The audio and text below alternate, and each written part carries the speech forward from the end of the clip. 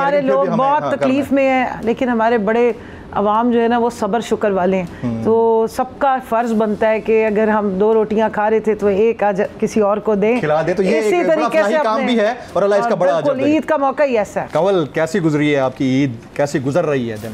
जमील, आपको आपके सेट पे मौजूद तमाम जितने हमारे ये कैमरामैन हैं, हमेशा ये हर ईद हो कोई मौका हो ये सारे मौजूद होते हैं। इनको तमाम देखने वालों को, उम्मत मुस्लिमा के हर उस शख्स को जिसने रोज़े रखे, रोज़े रखवाए, उनको मेरी तरफ से ईद मुबारक।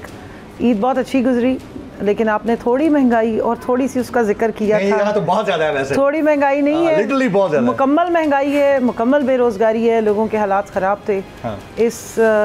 इन रोज़ों में फ्रूट की बहुत कहत रहा।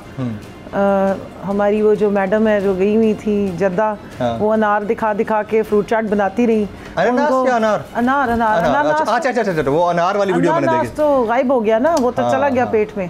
अनार तो मैंने उसके बाद एक प्रोटेस्ट भी किया था कि ये अनार आप लोगों के ही अब किचन में और फ्रूट चाट में नज़र आता है। अवाम बेचारी तो फारिग है, लेकिन इसके बावजूद भी मैं दाद देती हूँ अपने लोगों को, ख़ास तौर पे अपने पाकिस्तानी नौजवानों को, कि हिम्मत नहीं छोड़ते हैं।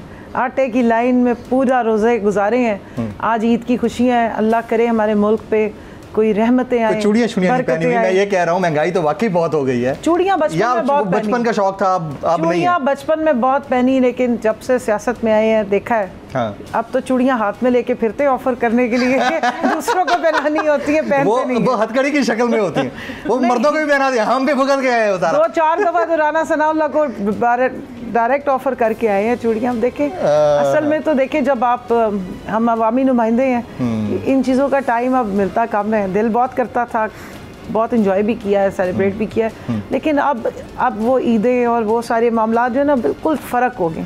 ऊपर से खान साहब ने हमें ऐसी पटड़ी पे चढ़ा दी है कि अब हम हर चीज़ में देख आगे जाई जा रहे हैं। नहीं, हर चीज़ में देखते हैं कि हमारे लोगों के क्या हालात हैं, आवाम के क्या हालात हैं। उस दौर में फिर बंदा कोशिश करता है कि अपने से ज़्यादा जो है ना बाकियों के साथ करें। और आखिरी इधर इस सेगमेंट में ज़रूर कहूँगी कि ईद का दिन है, सबको मेरी रिक्वेस्ट होगी, मुश्किलें आती रहती हैं, हमारे लोग बहुत तकलीफ़ में हैं, लेकिन हमारे बड़े अवाम जो है ना वो सब्र शुक्र वाले हैं। तो सबका फ़र्ज़ बनता है कि अगर हम 2 रोटियां खा रहे थे तो एक आज किसी और को दें, खिला दे। तो ये इसी तरीके से काम भी है और अल्लाह इसका बड़ा अजर दे। ईद का मौका ही ऐसा है।